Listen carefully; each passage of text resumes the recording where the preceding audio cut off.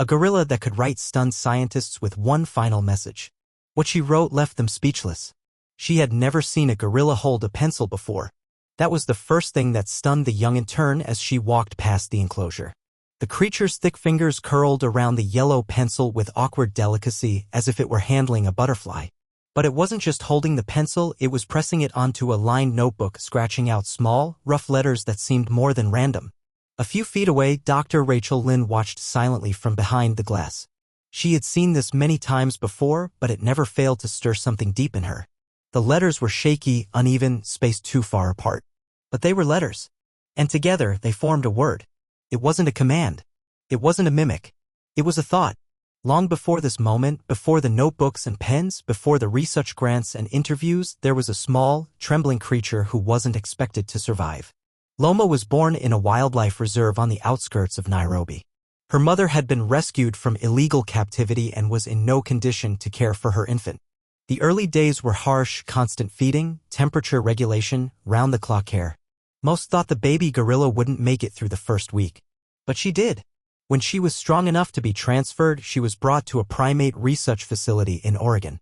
Unlike zoos, this center was focused not on showcasing animals, but understanding them. Scientists here weren't just watching, they were listening.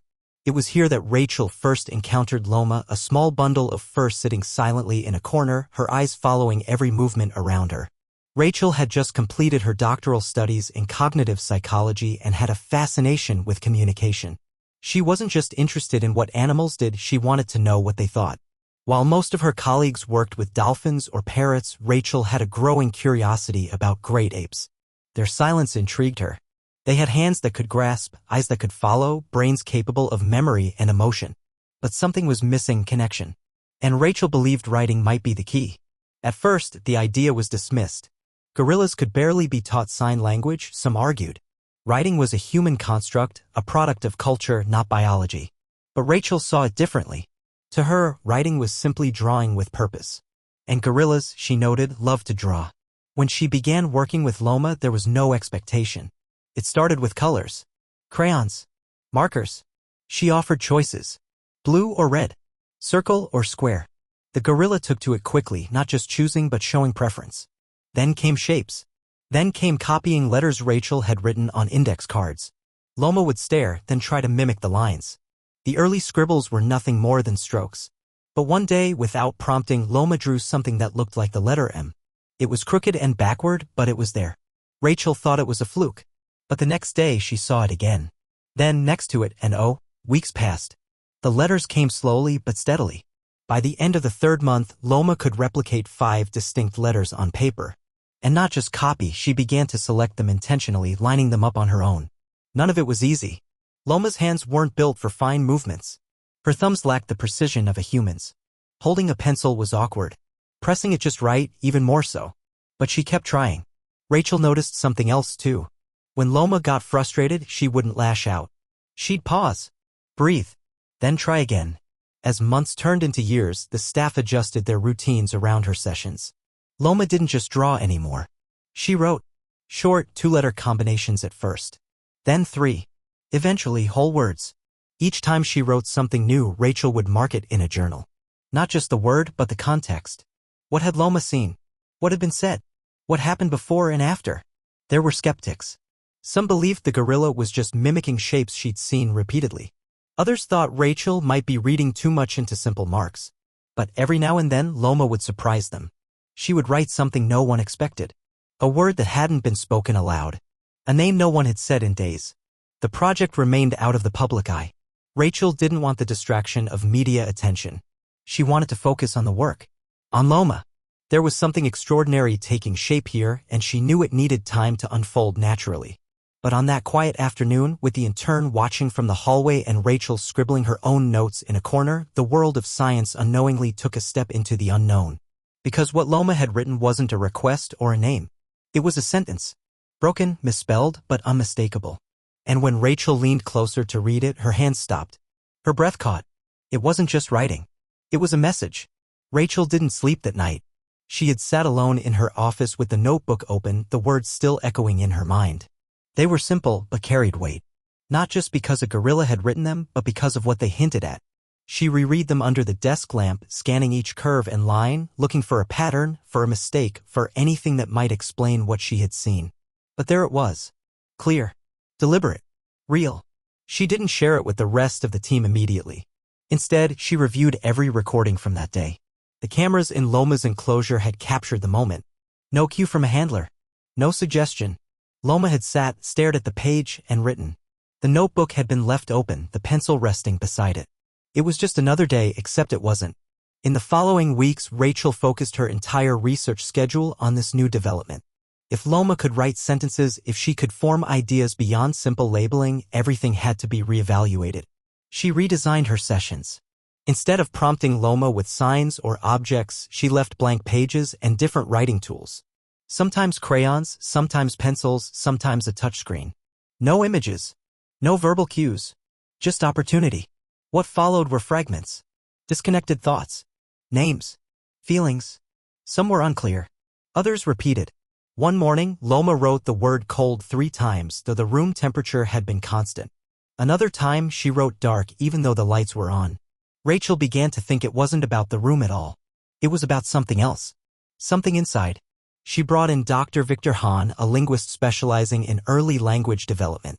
He had worked with children who learned to write before they could speak due to neurological conditions. Rachel asked him to observe Loma's writing over several days. At first, he was skeptical. But as he watched her work, he grew quiet.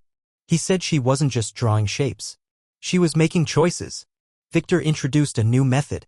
Instead of just leaving blank pages, he created structured activities.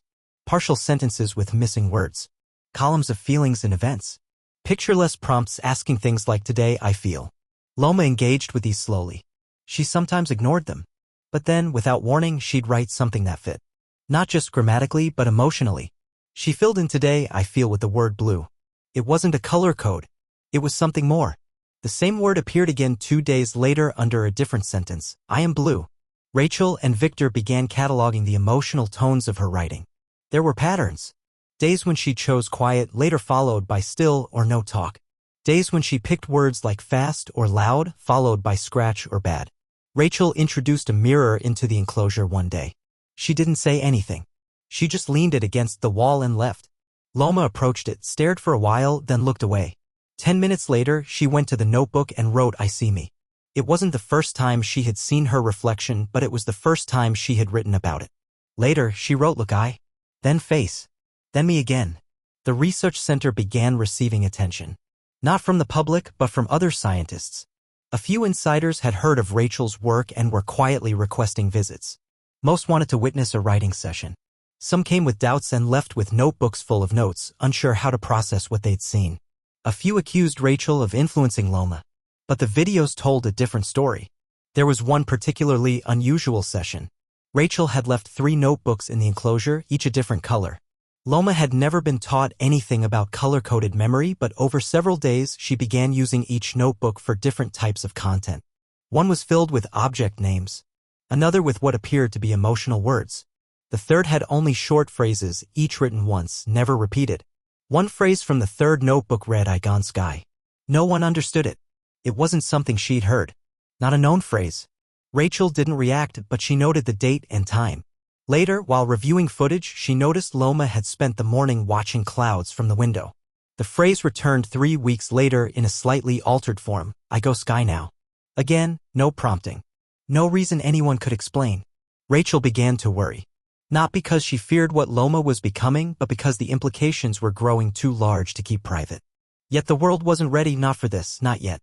Not until it could be proven that what Loma wrote wasn't random, wasn't learned mimicry, but something else entirely. One night, after a long day of testing, Rachel stayed late.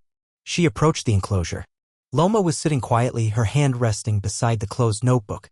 Rachel slid it open and placed the pencil next to her. Then she stepped back and waited. Loma looked at her, then at the page. Slowly, she picked up the pencil and began to write. No hesitation. No stumbles. When she was done, she put the pencil down and pushed the notebook back. Rachel opened it. And what she saw made her sit down, heart pounding. Because this time, Loma hadn't written a sentence. She had written a question. Rachel stared at the question for a long time. It wasn't neatly written. The letter slanted. The spacing was uneven. But there was no confusion about what it said. The words were clear. She didn't speak them aloud. Instead, she closed the notebook and sat with her thoughts in silence. The question had come without context. There had been no conversation. No stimulus. Nothing external that could have planted the idea. It had come from Loma's own mind. She didn't share the page with anyone that evening. Instead, she filed it separately away from the others. In her private journal, she described every detail of the moment, how Loma's eyes had looked, how long it took her to finish, what the room felt like. She didn't want to forget anything. Something about the moment felt different. More deliberate. More alive.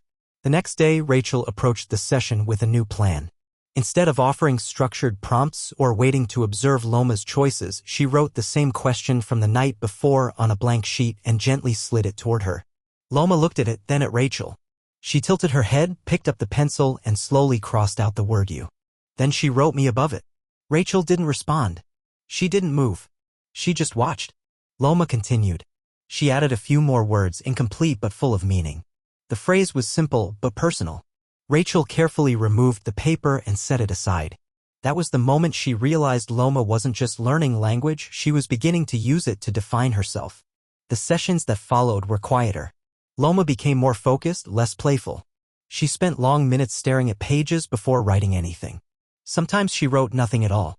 Other days she would fill 2 or 3 pages with short fragments. Some were abstract. Some repeated familiar words. But occasionally there were combinations that hinted at depth. Rachel tried to guide the process without leading it. She would sometimes place objects nearby, items Loma had seen before, toys, books, even food wrappers. She never pointed at them, never labeled them aloud. She just left them in the room and watched. Loma would notice. Sometimes she ignored them. Sometimes she included them in her writing. But it was never just naming. One afternoon, after being left with a small, empty gift box, Loma wrote 3 words, "Box sad empty." Victor Hahn returned to observe once again. This time, he didn't bring his tools. He simply watched. At the end of the session, he looked at Rachel and said that the patterns were no longer consistent with imitation. He believed Loma was engaging in what he called symbolic representation, assigning meaning, forming connections, building abstract thought. He said it was rare even in young human children. Rachel started organizing the written pages into categories. Words about self. Words about time. Words about objects. Phrases about feelings. Phrases about other people. There were hundreds of pages now. She noticed something else too. Loma's handwriting was improving. Her lines steadier. Letters more consistent. The effort was still visible, but the shapes were clearer, as if her hand was learning to keep up with her mind. Loma began requesting the notebook herself. When the morning routines finished, she would sit near the table, waiting. If the notebook wasn't there, she would reach through the enclosure toward the shelf where it was kept. Rachel saw this not as habit, but as desire. Loma wanted to write. She had something to say. One day, Rachel arrived early. She placed 2 notebooks instead of one with lined paper, the other with blank pages. She left them both and stepped out. When she returned an hour later, she found the lined notebook half filled with words and short phrases. But the blank one was different. Inside were 3 pages of drawings. Rough shapes, lines crossing, dots scattered. But one image stood out. It was a face. Unfinished, uneven, but unmistakably a face. 2 circles for eyes. A short line for the nose. And next to it, Loma had written 1 word. Rachel. It was the first time Loma had drawn her. There had been photographs before. She had been shown videos, but never asked to draw. And yet she had chosen to. Rachel felt something stir inside her that she couldn't explain. This wasn't just intelligence. This was something else. Something more familiar. Over the next few weeks, Rachel documented everything. She began forming a new theory. Loma wasn't just learning a human skill. She was forming a self-concept. She knew who she was. She knew who Rachel was. She was drawing, labeling, and writing her place in the world. Late one afternoon, as the rain tapped against the windows and the air turned cool, Rachel stood beside Loma's enclosure. Loma was quiet, her back resting against the wall. Rachel slid the notebook through the slot and waited. Loma picked it up, opened to a blank page, and wrote slowly. Her movements were sluggish, as if each letter took effort. Rachel watched as she pressed the pencil down harder than usual, her strokes heavier. When she finished, she placed the notebook down and turned away. Rachel retrieved it and read the final line. It wasn't a sentence this time. Not even a question. It was a name. And it wasn't hers. Rachel held the notebook in her hands for several minutes without moving. The name written across the page was unfamiliar. It wasn't the name of any researcher, staff member, or visitor. It wasn't part of any training exercise or storybook character Loma had been exposed to. The letters were clear, spaced more evenly than usual as if written with special care. The name stood alone with no other markings around it. Just 5 letters pressed into the paper in thick pencil strokes. She reviewed every file connected to Loma's environment. Feeding charts, staff logs, past enrichment materials, old footage. There was no record of the name. Rachel asked the others casually without mentioning why. No one recognized it. A few guessed it might have come from something Loma overheard from the radio that played quietly in the break room. But even that didn't sit right with Rachel. Loma had never written a name like this out of the blue. And certainly not one that didn't belong to someone around her. The next day, she placed the notebook in Loma's enclosure again. This time she didn't offer any pens or pencils. Instead, she laid out cut letters, large cardboard shapes arranged on the table like puzzle pieces. Loma had used these before in earlier sessions, but not recently. Rachel watched from behind the screen as Loma approached them slowly. Loma began sorting through the letters, pushing aside the ones she didn't want. Then, without hesitation, she selected the same 5 she had written the day before and lined them up on the floor in the same order. She didn't look at Rachel. She simply touched the first letter, then the last, then sat down beside them. Rachel took a photo of the arrangement. She noted the time, the weather, Loma's behavior. But there were no clues. No signs of where the name had come from. Rachel didn't want to jump to conclusions. But she also couldn't ignore the pattern. Loma wasn't simply repeating something she had seen. She was choosing. Deciding. Showing intention. Later that week, something changed. Loma's behavior grew distant. She still wrote, but less frequently. She spent longer stretches sitting in corners, staring out the window or lying flat on the floor. She didn't seem sick, her appetite was steady, and her vitals were normal. But the energy in her movements had dimmed. Even her posture seemed heavier, as if something was weighing on her. Rachel decided to give her time. She reduced the number of sessions. She stayed farther back during observations. She let Loma come to the notebook only when she chose. A few days passed without any writing. Then, one morning, Loma picked up the pencil again. She didn't write the mysterious name. She wrote something else. The phrase was clumsy. The spacing uneven again. But it was unmistakable. It said, "Not here now." Rachel sat down slowly. She read the phrase again. Then a third time. She didn't understand who it was about or what it meant. But she felt certain it was connected to the name. That night, Rachel sat with Victor in her office, flipping through the pages Loma had filled over the last year. He leaned over the name and the phrase. He said the words felt like mourning. Not confusion or description, but absence. Something or someone was gone. Rachel didn't want to believe it. Gorillas experienced grief. That was known. They mourned lost group members, sometimes even caregivers. But this felt different. More specific. Less reactive. It wasn't triggered by a visible loss. It came from within. 2 days later, Loma made a drawing. The shapes were vague, but there were 2 forms, one larger, one smaller. Both had circles for heads and one had a line extending from its hand to the others. Loma shaded in the space around the smaller figure. Then she wrote below it, "Me cold." Rachel felt something tighten in her chest. The drawing was primitive but full of meaning. Loma had always used the word cold sparingly. Usually not for temperature. It had appeared in sad contexts. Withdrawn moments. This time, paired with a drawing and a personal pronoun, it felt like a statement. A memory, maybe? Or a longing. Over the following days, Loma became quieter. Not just physically, but emotionally. She stopped responding to toys, enrichment tasks, even food offerings she normally enjoyed. Rachel stayed near but didn't push. She left the notebooks in place, along with markers and letter cards. Then, one quiet evening, Rachel entered the room just as the sun was beginning to set. The enclosure was still. Loma was curled up, not asleep, just watching the shifting colors of the sky through the tall glass window.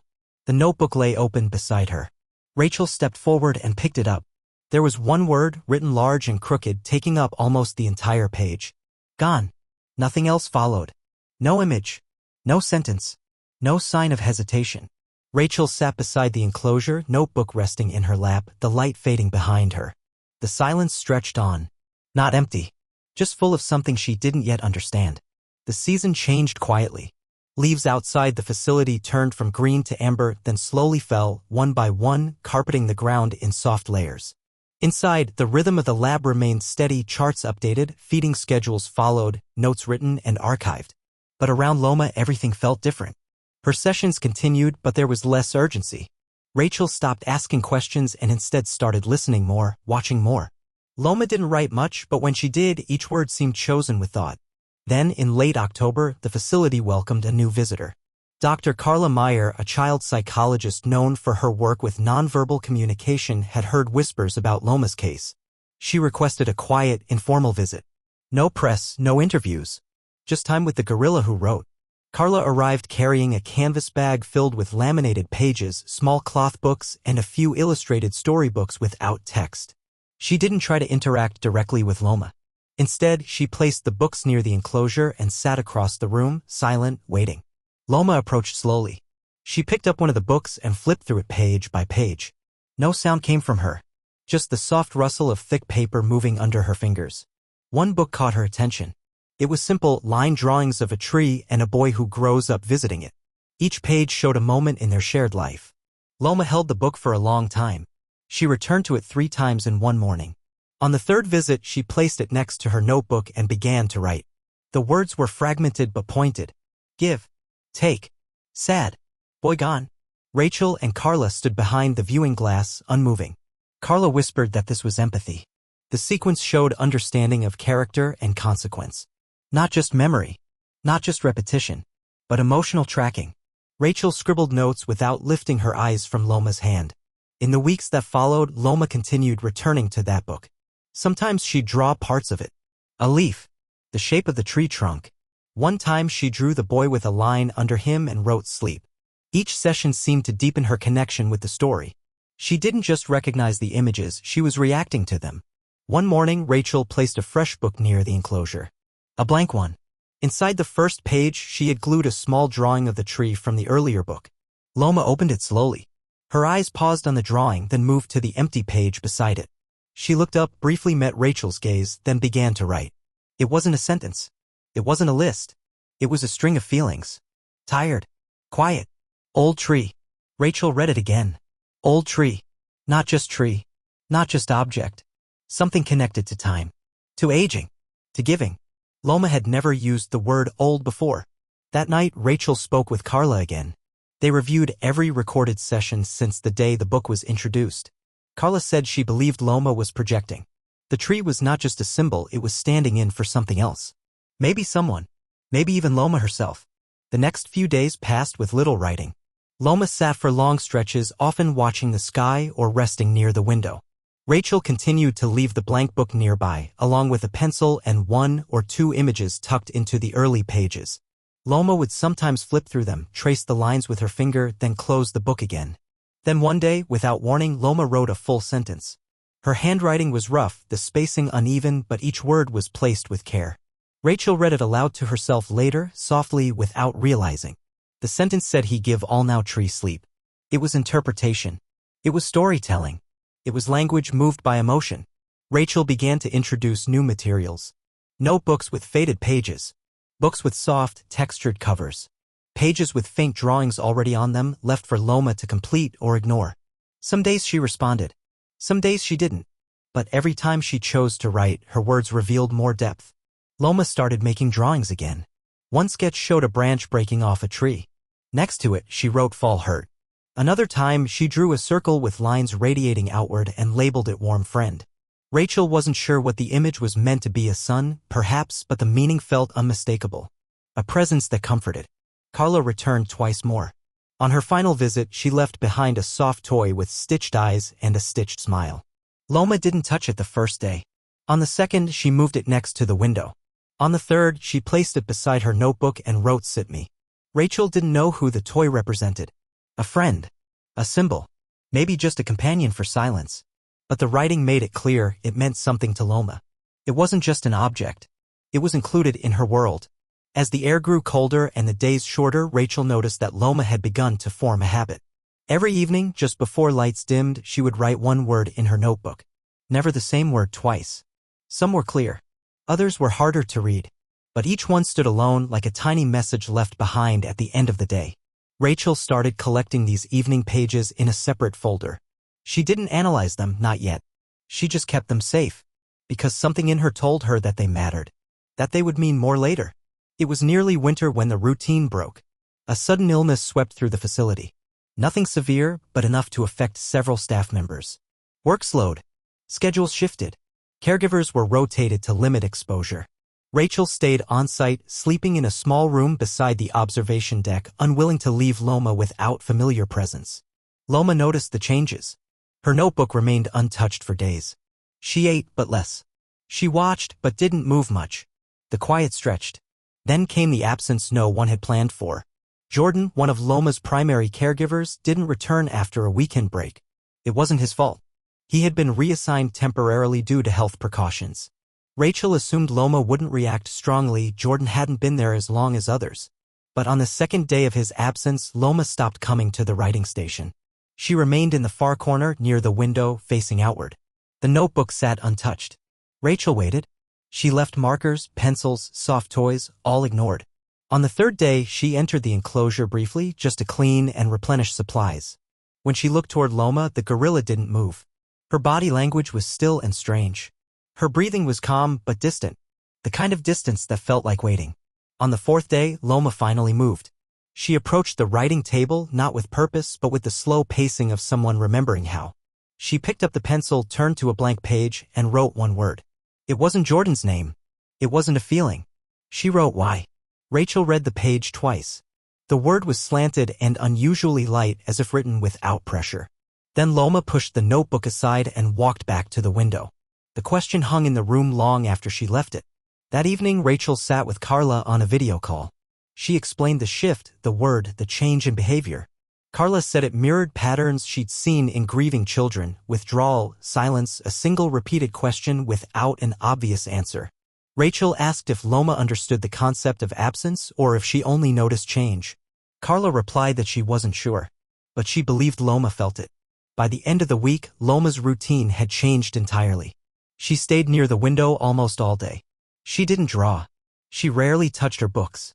She showed no interest in treats or puzzles. Her eyes seemed less alert, not clouded by sickness, but dimmed by something that couldn't be measured. Rachel worried that Loma was slipping into something deeper. Not physical, but internal.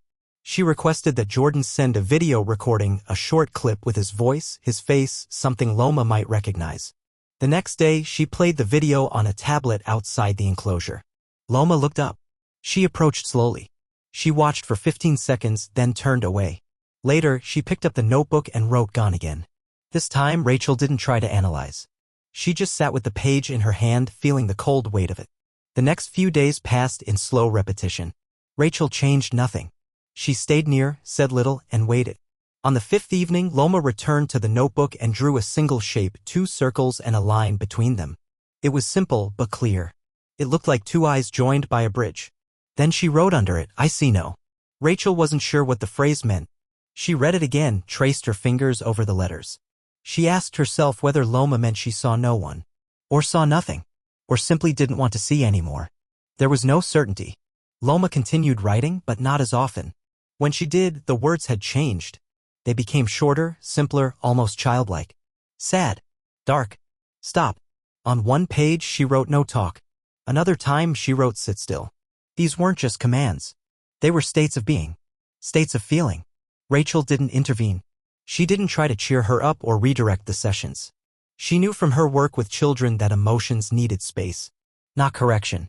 Not interruption. Just space. Then came the day Loma didn't eat. Not a single bite. The staff tried different fruits, vegetables, even her favorite seeds. Nothing worked. Rachel stayed in the room the entire evening, seated quietly outside the enclosure. Loma didn't look at her. She didn't move. But just before the lights dimmed, she reached for the notebook. She opened to a new page. And in slow, deliberate strokes, she wrote "Milo." The next morning, Rachel adjusted the lighting in the enclosure to be softer. She removed the stimulation toys. She played only ambient sounds: rainfall, soft breezes, occasional bird calls. She sat beside the enclosure for hours, notebook open, pencil waiting. No pressure. Loma eventually picked up the pencil again. She didn't write a sentence. She drew a line across the page, then added a small circle above it. Underneath, she wrote one word: "Miss." Rachel closed the notebook and didn't say anything. She knew what that word meant now. Loma was grieving. As the cold deepened and frost collected along the corners of the windows, the facility moved into its winter rhythm. Heating systems hummed softly in the background. Outdoor sessions stopped. Morning check-ins took longer. Yet in Loma's room, things began to shift once more, not back to the way they were, but towards something new. She had started writing again, slowly at first. One word at a time. Then, one evening, Rachel noticed something different. Loma didn't just write a word. She circled it. Then, next to it, she wrote another. The second word wasn't a direct pair. It didn't complete a phrase. But together, they suggested something. Thought beside thought.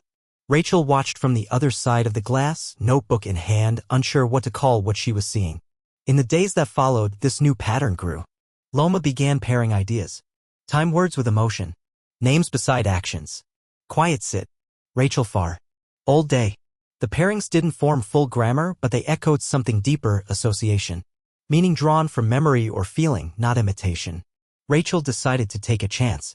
She left behind a series of laminated cards, each with a single word printed in bold letters. No images. Just words. She didn't arrange them. She simply left them near the notebook along with the usual pencil. The cards said things like why, dream, remember, later, never, love. Loma didn't touch them for 2 days. Then, without warning, she began sorting them. Not in a line or a pile. She arranged them in clusters. Some side by side. Some stacked. And then she began copying them onto the blank page. But she didn't stop there. Next to the copied word, she wrote her own.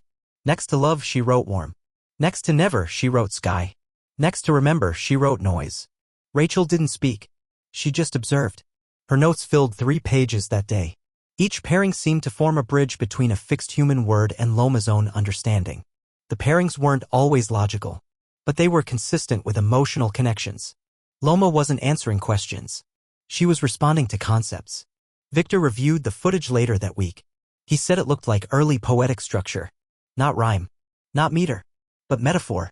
Emotional substitution. Rachel wasn't ready to call it that. But she agreed this wasn't mimicry. A few days later, Loma began asking again. The questions returned, sometimes clear, sometimes blurred. Who sleep? Where cold? What dream? Rachel noted that Loma never asked about herself. The questions were outward. About others. About unseen things. To explore further, Rachel introduced a new activity. She placed 3 objects inside the enclosure, a small mirror, a black stone, and a feather. Each item was familiar in shape but unfamiliar to Loma directly. She didn't name them. Didn't label them. She waited. Loma approached the objects carefully. She touched the mirror and looked away quickly. She picked up the feather and waved it through the air once. Then she set it down. The black stone she didn't touch. Instead, she walked to her notebook and wrote mirror lie. Rachel stopped. She read the phrase again. Then looked at the footage. Loma had seen herself. Had turned away. Then had written the words. It wasn't clear what she meant. But she had felt something. The next day, Loma returned to the mirror. She stared longer. This time, she placed the feather in front of it. Then she sat down and watched. After a minute, she returned to the notebook and wrote not real fly. Another pairing. Observation tied to conclusion. Rachel's notes grew longer. She tried to stay objective. But something inside her shifted. Loma wasn't just interacting. She was constructing thought. Then came a moment Rachel didn't expect. She left the phrase who dream on a single card centered beside the notebook. Nothing else. No instruction. No new object. Loma approached, looked at the card, then opened the notebook. Her handwriting was rough, the pencil strokes dark and fast. She wrote me. Then paused. Then added the word sky. Rachel exhaled slowly. She didn't smile. She didn't speak. She just stared. The next day, Rachel added another card. What is me? It was risky, she knew. It was abstract. But she wanted to see. Loma didn't respond for hours. But eventually, she walked to the notebook and drew a large circle. Inside, she wrote Loma. Outside, she wrote 2 other names, Rachel and another word, one Rachel recognized from earlier pages. The unknown name. The one Loma had written weeks ago. The one no one could trace. Below the circle, Loma wrote small not alone. Rachel felt the weight of those words settle into her chest. Loma didn't define herself by appearance or action. She defined herself by connection. That evening, Rachel didn't write in her lab journal. She sat quietly in the darkened observation room, Loma asleep on the other side of the glass. She realized the questions Loma had started asking weren't just experiments in language. They were reflections. They were the start of something even she didn't yet fully understand. The snow began to fall in soft sheets across the landscape outside. The facility's lights glowed against the white backdrop, casting long shadows through the trees. Inside, the rooms remained warm, but the days felt slower. The entire staff moved with a kind of reverence now, as though they all understood something quiet and profound was unfolding behind the walls of Loma's enclosure. Rachel had adjusted the sessions again. There were no more structured exercises. No prompts. No testing. Only space. Space to write, space to observe, space to wait. And Loma did write. Not every day. Not always for long. But what she wrote had changed. One morning, without warning, Loma filled a page with the same phrase 3 times, "Earth noise wrong." The words stood out. They weren't random. Rachel had never seen them together before. She checked the video logs. No one had spoken them. They hadn't appeared in any printed material. Loma had constructed them herself. Rachel didn't know what it meant, but she felt the phrase settle like dust on the floor, quiet but heavy. Later that day, Loma wrote again. This time the words were smaller, more crowded. Her tree, air cry, water no safe. Rachel kept her face still as she read. She didn't ask questions. She didn't point. She only documented. The patterns continued. Over the next week, Loma filled 4 pages with similar phrases. Man loud. Fire wrong. Cold animals go. Victor reviewed the new writing and said what Rachel was afraid to say. Loma had been watching the world, and now she was responding. The staff had occasionally played documentaries in the observation room during cleaning hours, footage of forests, oceans, mountain ranges. Some included human activity. Loma had watched quietly, her eyes following the images. No one had thought much of it at the time. But now she was writing about them. Rachel set up a new session. No footage. Just silence. A blank notebook. A pencil. Loma walked in, sat down, opened to a fresh page, and wrote Still Earth. Rachel wrote those words in her own notebook, then underlined them. The following day, Rachel made a quiet decision. She placed a tablet against the window, screen facing in. On it, she played a looped clip of a rainforest, untouched, no narration, only sound. Birds, wind, distant calls. Loma watched for the full 5 minutes without looking away. Then she turned, walked to her notebook, and wrote Green Safe Music. Rachel didn't say anything. She added it to the archive. After several days, Loma's writings began to shift again. They weren't just statements now. They carried urgency. Help sky. Tree stop hurt. Life hide. The vocabulary surprised Rachel. Some words had not been part of their training, but they had appeared occasionally in videos, in signage, in staff conversation. Loma had gathered them, stored them, and now used them. Rachel introduced a typing pad. It had large buttons, each linked to a simple voice output. Loma had never used it before. It had been developed for nonverbal children and included a basic word bank. They placed it near her writing desk and waited. She ignored it for a full day. Then, early one morning, when the room was still dim and quiet, she approached the pad. Her fingers pressed one button at a time, slowly. The voice said, "Animals. Hurt. Now." Rachel stood on the other side of the glass, not blinking. Loma pressed more buttons. Earth. Cry. Help. Rachel wrote down the sequence. She knew what it looked like. She also knew what people might think. But she didn't care. She had seen the look in Loma's eyes, and it wasn't mimicry. It was insistence. The typing continued over the next few days. Loma still used her notebook, but more often she pressed the buttons. Her phrases grew longer. She began repeating them. Rachel submitted a report to the Foundation Board. It contained video evidence, logs, dates, and direct transcriptions. The document concluded with a single statement. She believes Loma is aware of environmental change and is trying to express concern. The response was cautious. Some asked whether Loma had simply absorbed words from repeated content. Others said the phrases were too simple to suggest meaning. But Rachel didn't argue. She simply invited them to watch. Some came. Some didn't. Those who stayed long enough saw it happen. Loma typed again and again. Air hurt. See wrong. Green fall down. Cry again. Victor said the structure resembled early symbolic speech. Carla compared it to grief expression in young children. Rachel said nothing. She only kept recording. Then one evening, as the last light faded outside, Loma wrote something unexpected. It wasn't about trees or water or sky. She wrote, "I wait Rachel talk." Rachel froze. She hadn't spoken directly to Loma in days. Not in full sentences. Only quiet instructions or words of comfort. But Loma had written a sentence about her. A sentence of request. Rachel walked to the glass. She didn't enter the room. She simply whispered a greeting through the speaker. Loma looked up, then picked up the pencil again, and wrote listen. Rachel did. The wind outside howled for most of the night. Trees bent, branches tapped against the windows, and snow swept past in sudden bursts. Inside the building, the temperature remained steady, but Rachel barely noticed the warmth. She sat at her desk long after everyone else had gone, reading the pages Loma had filled over the past month. Some were short and fragmented. Others flowed line to line with quiet intensity. But all of them pointed towards something growing, something deeper than imitation. She returned to the enclosure before dawn. The lights were dimmed low and the space was silent. Loma was already awake, sitting near the writing table. The notebook lay open, pencil beside it, untouched.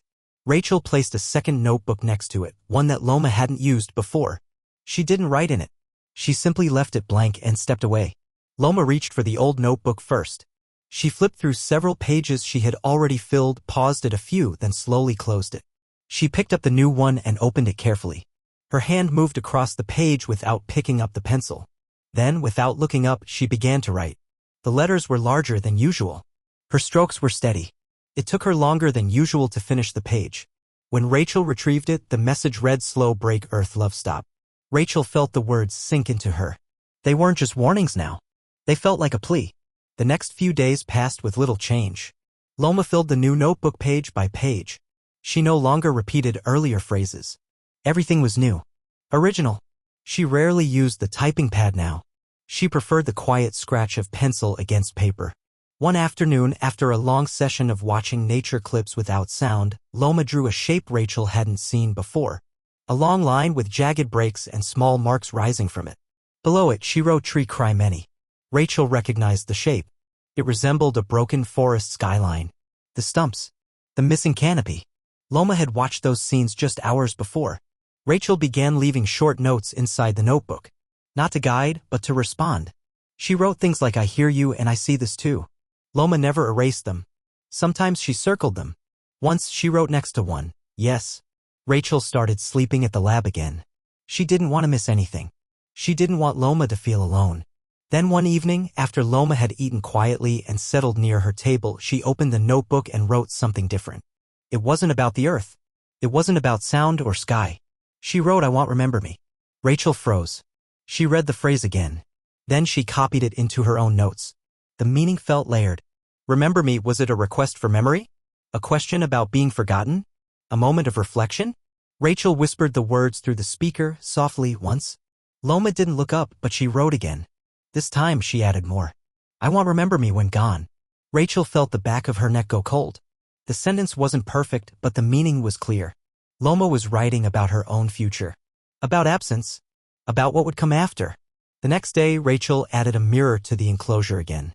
She didn't announce it. Just left it propped on the far wall. Loma looked at it once and didn't return to it. Instead, she picked up her pencil and wrote another message. Look me now. Good.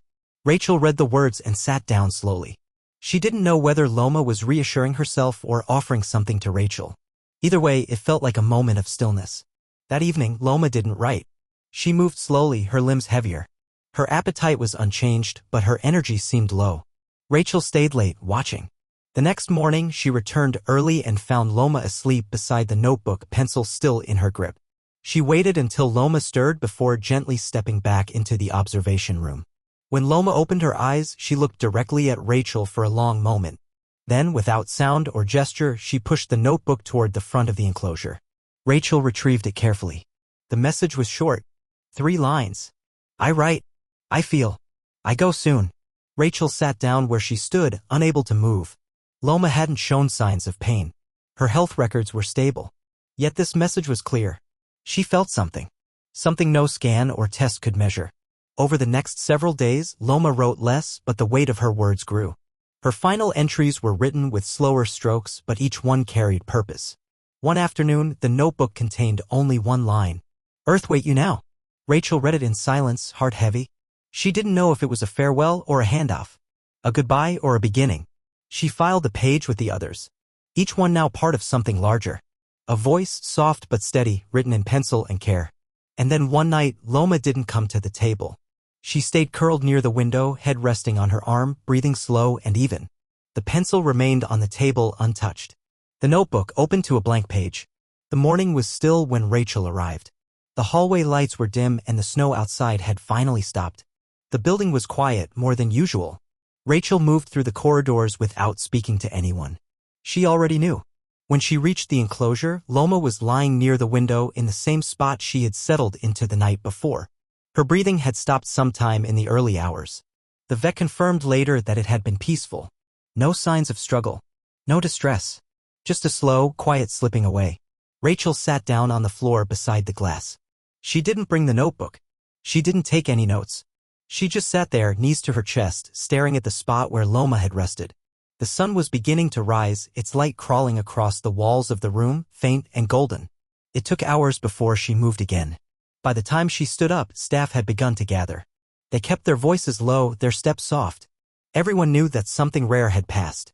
Not just a creature, not just a subject, but something more. Rachel collected all of Loma's notebooks herself. She stacked them gently, page by page, making sure not to disturb the corners or smudge the pencil.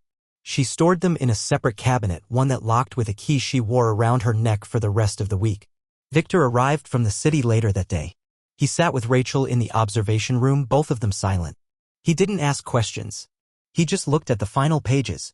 The ones filled with fewer words. The ones that felt closer to a farewell.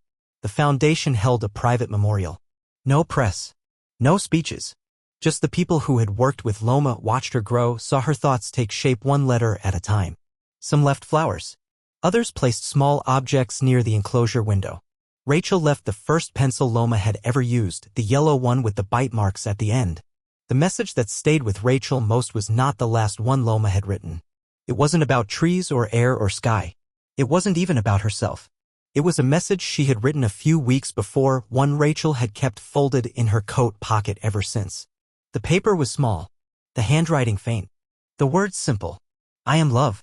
I am here. Remember. Rachel read those words again and again, every night before sleeping. Months passed. The notebooks were scanned, backed up, stored in climate-controlled files. The videos were archived. The board prepared a quiet statement. The public didn't hear everything, just that a remarkable animal had passed and her writings were being studied. But that didn't last long. One of the notebooks had been shown, in part, at a small scientific conference. A few pages. A short talk. Nothing more than a demonstration of advanced cognitive behavior. But a journalist had been in the audience. Within days, the story began to spread. The article described a gorilla who had written about grief, trees, and silence. It quoted the phrases directly. Cry Earth. Help now. I remember you. It didn't exaggerate. It didn't claim miracles. But it asked questions. And the world was ready to hear them. Soon, more outlets picked it up. Debates erupted. Scientists argued over interpretation. Critics dismissed the findings. But others couldn't look away.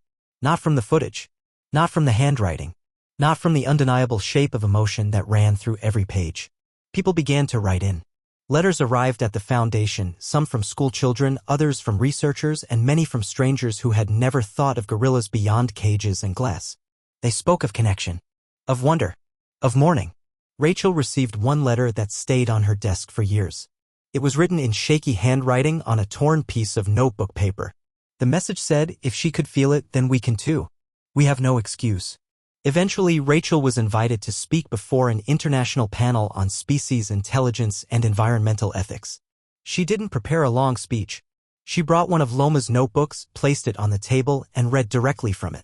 She didn't read the dramatic entries. She read the quiet ones. Tree good. Sky warm. Loma see. Then she closed the notebook and said nothing. The room was silent. Loma's enclosure was never reused. It was kept empty, the writing table left in place. A glass case was installed nearby, displaying a few of her tools, photographs, and one of her notebooks open to a single page. It read, I watch. I wait. You help Earth. Rachel visited the room often. Not every day, but often enough. She didn't speak when she was there. She didn't write either. She just stood by the glass, the way she had done so many mornings before. Outside, the trees were still bare. But she knew spring would come.